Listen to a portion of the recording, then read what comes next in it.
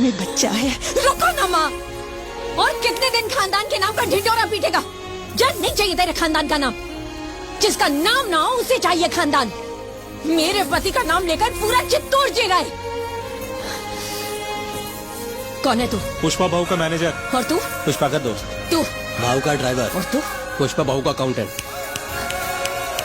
सुना, किसी से भी पूछ ले, कोई अपना नाम नहीं लेगा। पुष्पा के क्या लगते हैं सब यही बताएंगे। चल इन लोगों को छोड़, बताओ ये कौन है?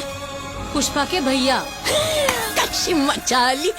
देखा देखा, ये मेरा पति। सुन, पुष्पा सिर्फ एक नाम नहीं है, पुष्पा मतलब ब्रांड। पर चाची, कहाँ की चाची कहाँ की भतीजी, बख्शो हमें। ये महान खानदान है ना, बड़े लोग बचा लेंगे तुझे। ए छोड़ दे इसे, उनका आपस का मैटर है, देख लेंगे।